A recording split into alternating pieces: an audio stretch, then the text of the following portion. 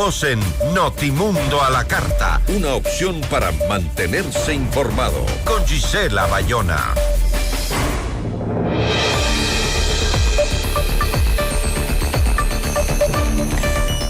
Alias Fito, el narco más temido de Ecuador, ya está frente a la justicia norteamericana. Este 21 de julio se declaró no culpable en una corte federal de Nueva York, desatando una nueva fase en un caso que trasciende fronteras. ¿Es una jugada legal para ganar tiempo? ¿Está preparando el terreno para la colaboración eficaz? Lo conversaremos aquí. Nuestra entrevista de hoy en Notimundo a la Carta. Nos acompaña a esta hora Jean-Paul Pinto, experto en temas de seguridad. ¿Cómo está? Muy buenas tardes, gracias por estar con nosotros. Gisela, con gusto estar aquí. Un saludo para la audiencia del programa. Ahora nos sorprendió que esto sea tan rápido, ¿no? Que se declare así, primero la extradición tan rápido, luego que se declare no culpable. ¿Qué implica desde el punto de vista justamente legal que Fito se haya declarado no culpable ante la Corte del Distrito Este de Brooklyn?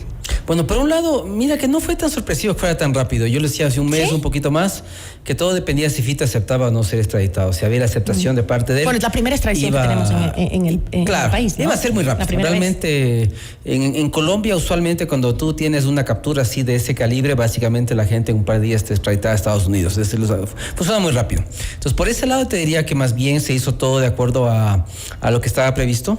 Y más bien era mejor por el país, porque tú sabes que aquí no era muy factible. No había la capacidad. Dejarle con vida acá mucho tiempo. Entonces, ese era el miedo que había. Entonces, mejor que haya pasado muy rápido, ¿no? ¿Y cómo influye esto en el proceso que enfrenta en Estados Unidos? Es decir, ¿cómo influye el haberse declarado no culpable? Mira que seguramente su abogado le aconsejó eso justamente para negociar. Debe estar negociando él los acuerdos de cooperación, ver exactamente, él va a decir o está diciendo un poco qué va a transmitir, qué va a comunicar, rutas, socios de infiltración en el Estado, gente en la policía, en Fuerzas Armadas, aquí infiltró, cómo hizo negocios con el Estado, y seguramente esos acuerdos se están negociando ahora. Entonces, hasta que se negocien, evidentemente él quiere ganar un poquito de tiempo hasta llegar a una condena menor, porque tú sabes que cuando uno va a Estados Unidos y firma un acuerdo de cooperación, básicamente las penas son muy leves, pueden ser 2, 3 años, 5 años cuando mucho, si es que realmente hay un acuerdo de cooperación serio detrás. No, y si el acuerdo tiene resultados, ¿no? Me imagino. O sea, también, realmente, claro. Realmente son efectivos. Los americanos, claro, lo que hacen es chequear la información dada, verificar los nombres, las rutas, etcétera, proceder a hacer las capturas del caso. Evidentemente, si todo esto se cumple, las penas suelen ser muy reducidas en caso de cooperación. Ahora, en la audiencia, según leía en prensa internacional, Fito había solicitado atención médica por hipertensión, artritis y esquirlas de bala, ¿no? ¿Cómo puede esto influir en el proceso judicial y en su detención también? ¿Tiene alguna línea legal, estratégica, o simplemente era una necesidad médica real? Yo creo que no. Mira que podemos hablar del caso del Mayo Zambada, que ya tiene cerca de 80 años, y yo creo que la parte médica de él no va a influir en la pena que va a recibir en Estados Unidos. Simplemente lo que pasa es que ellos le asisten al detenido de forma que su salud no se vea comprometida. Entonces todos los tratamientos, medicamentos que él necesita le son proporcionados, y eso es parte también del acuerdo de cooperación, de paso.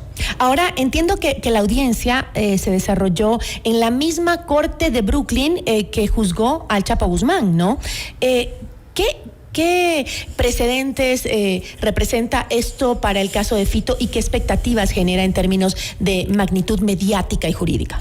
Bueno, básicamente hay la tranquilidad de que va a haber un acuerdo de cooperación de por medio, de que lo mismo que pasó con el hijo del Mayo Zambada, lo que está pasando con el Chapo Guzmán, cuyos hijos están en Estados Unidos, también hacer un acuerdo de cooperación, se va a hacer lo mismo con Fito. Entonces, eso va a ser lo que es beneficioso para el país, porque vamos a poder saber sobre rutas, gente infiltrada, gente que trabajaba para él en el Estado, cómo creó empresas fantasmas. Entonces yo creo que va a ser muy beneficioso para el país siempre y cuando él quiera cooperar y dé la información que necesitamos actualmente para poder saber cómo se enquistó en el Estado y en las fuerzas de seguridad.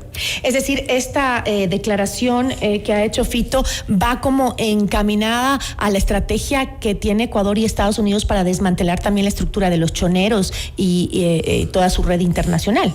Claro, por supuesto, porque evidentemente la información que él va a dar es estratégica, es de suma importancia y me permitirá detectar justamente gente infiltrada en inteligencia, en Fuerzas Armadas, en policía, en fiscalía, en el mismo Estado. Entonces permitirá justamente complementar el trabajo de purga y el metástasis como casos emblemáticos que tenemos. Ahora, el proceso podría prolongarse varios años hasta llegar a juicio con un jurado, según lo que entendí, ¿no? Es decir, si es que no se interviene ese tema de la cooperación eficaz, o igual demora varios años el tema de llegar al proceso judicial. O sea, el tema de cooperación evidentemente va a agilitar el proceso judicial. Si él realmente es renuente y no quiere dar información por miedo o por lo que sea, evidentemente son procesos largos, ¿no? Uh-huh. Pero si hay una cooperación de por medio, como yo te señalo, él no va a ir, no va a estar detenido mucho tiempo. Los tiempos de detención son cortos, ¿no? En el caso del hijo del Mayo Zambada, creo que ni siquiera pasó como 2 o 3 años en la cárcel y fue liberado. Entonces, son procesos muy rápidos, pero todo depende del nivel de cooperación del detenido. ¿Y dentro de esta estrategia cabe la posibilidad de que pida fianza también? No creo, me parece que no es posible ese tipo de figuras. Cuando se han pedido han sido denegadas. Más bien lo que se busca es que la persona, mientras está detenida, justamente puede tener reuniones con los agentes federales, darle información del caso, dar pistas, socios, etcétera. Y una vez que todo ese proceso se termina, pues como te digo, va a una pena muy leve y sale libre. Ahora, desde que Fito aceptó la extradición libre y voluntaria, que fue apenas hace 15 días, para mí me parece rápido, ¿no? Como nunca hemos visto aquí en el país este tipo de procesos jurídicos y las extradiciones, bueno, seguramente usted me dirá, no es rápido, es como se debe hacer, pero ¿qué efectos tiene en este caso que en la política criminal que tiene el presidente Daniel Noboa y en la confianza de la ciudadanía ante la justicia ecuatoriana?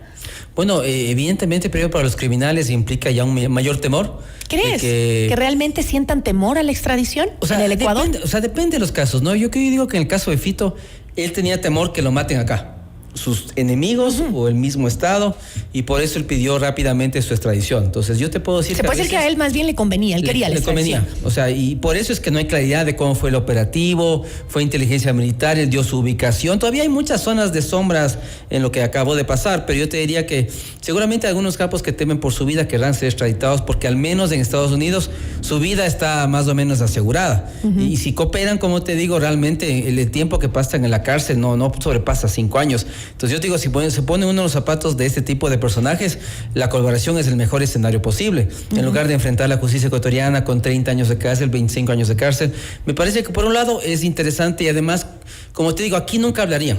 O sería difícil que hablen o les matarían. Allá por lo menos tenemos la seguridad de que van a permanecer vivos y que van a poder darle información. Entonces estos acuerdos de cooperación son importantes, la extradición es muy importante porque al fin y al cabo un capo o un delincuente sabe que si comete delitos muy graves va a terminar en una cárcel en Estados Unidos y dependerá de él y el tiempo que pase ahí. O por lo menos los líderes se sentirán tal como Fito más seguros si están fuera del Ecuador con esta pugna entre bandas. Mira que los americanos son muy prácticos, ¿no? Así se financia la DEA. Entonces, cuando una persona, por ejemplo, recuerdo había capos colombianos que entregaban en su momento en Estados Unidos, entregaban una buena parte de lo que habían ganado, así se financia la DEA, cooperan con el gobierno norteamericano y como te digo, en 2-3 años salen libres. Entonces, realmente es un buen negocio para ambas partes. Por un lado, tú te retiras del negocio, das toda tu información, desarticulamos una banda y por otro lado yo saco del mercado, digamos, a un capo importante. Antes de que cayera Fito, cayó parte de su familia también en unos operativos. ¿Qué pasa con el entorno cercano de Fito? Ellos también podrían entrar a la cooperación eficaz en Estados Unidos, es decir, por temas de seguridad, porque él debe estar pensando hoy por hoy en seguridad de su familia. O sea, él lo que puede hacer es llevarse a su familia, que es un poco lo que algunos capos han hecho, como te digo, el hijo del Mayo Zambada, tiene a toda su familia en Estados Unidos, a su esposa, a sus hijos, entonces evidentemente ellos se benefician del acuerdo de protección. En el caso de Fito, él podría también llevarse a su familia justamente como parte del acuerdo de cooperación, seguramente eso es lo que está negociando. Ahora, en los temas de extradición hay que estar claros, ninguna persona puede ser extraditada si es que no tiene cargos en un juzgado en Estados Unidos. No es que le colocamos a una persona en un avión y se va a Estados Unidos. Estados Unidos lo tiene que requerir, tiene que haber cargos allá y con eso nosotros simplemente lo que hacemos es preguntarle si quiere ir o no y le enviamos como esta vez en 15 días ya está en Estados Unidos. Pero bien difícil que no haya un narcotraficante que no tenga cargos en Estados Unidos y la droga va para allá todita. Exacto. Pero hablamos de la familia de Fito, o sea, él se puede llevar a su familia, pero digo en el caso de algunos narcotraficantes que puedan ser detenidos. Sí, claro, o sea, ellos saben que, yo creo que esto va a crear un precedente interesante para el resto de figuras criminales en el Ecuador, porque van a saber y seguramente van a estar atentos mucho de lo que haga Fito, de cómo negocia su proceso, de qué nivel de cooperación va a cerrar, si se lleva o no su familia, y yo te puedo decir que en algún rato alguna gente de acá va a estar interesada en hacer un proceso similar y que pueda ser extraditada de Estados Unidos. Y que incluso se entregue el rato menos pesado a las autoridades ecuatorianas para ello. Pero eso también podría generar un poco de temas de violencia al interior del país. Tú como experto en temas de seguridad, el que este líder tan poderoso de una de las principales bandas en el país esté fuera ya del mercado ilícito, ¿cómo se van a mover las fuerzas ahora?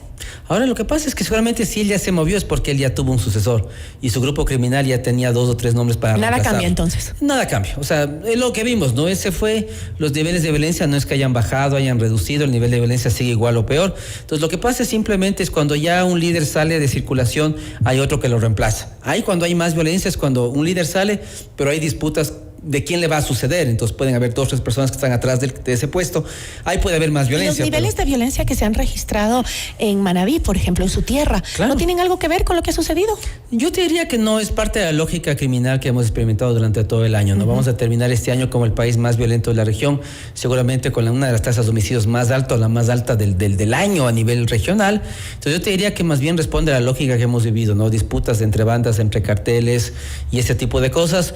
El Fito estaba ya fuera de circulación, seguramente ya su sucesor estaba nombrado, entonces que esté aquí o no cambia mucho las cosas a nivel de los niveles de violencia, claro está. Pero si vuelve a cometer los mismos delitos, podría tener más problemas en Estados Unidos en términos de cooperación. Sí, ya hay una... Si se le vincula con que sigue al mando de la organización. Claro, ya hay un ejemplo cercano, el del Minilic, que es el hijo del socio del Mayo Zambada, que él hizo un acuerdo de cooperación en Estados Unidos, entonces él también hizo 2-3 años de cárcel, salió libre, pero volvió otra vez, entonces le volvieron a detener y otra vez va a ser juzgado. Entonces eso sí hay claridad, o sea, los americanos te ayudan, te dan una pena reducida por cooperación, pero si vuelves a reincidir, evidentemente ahí yo creo que ya los acuerdos de cooperación ya no existen y la pena será muy larga. Bueno, tenemos todavía para ver entonces en qué termina esta novela. Sí, esperemos que haya cooperación, que haya información. Creo que a Fito le conviene si es que él quiere salir pronto de la cárcel y rehacer su vida con su familia en Estados Unidos, porque mucha gente no regresa. Les dan otra identidad, otro trabajo, entonces se quedan allá y hacen otra vida por fuera del crimen organizado, que es lo que interesa, porque lo que nos interesa es que más gente ligada al narcotráfico salga de circulación y los carteles justamente se articulen, ¿no? Bueno, pero también debe ser difícil porque donde esté, seguramente aquellos a los que en cooperación eficaz los nombre buscarán vengarse. Claro, o sea, aquí está el caso de Grisela Blanco, creo que regresó a Estados Unidos después de 20 años de ser presa en Estados Unidos y fue asesinada a los pocos días de haber llegado a la ciudad de Medellín. Con eso me quedo, le agradezco muchísimo, Jean-Paul. Listo, que estés muy bien, Gisela, un saludo para la audiencia del programa. Muchísimas gracias. Nos acompañó Jean-Paul Pinto, experto en seguridad. Notimundo a la carta.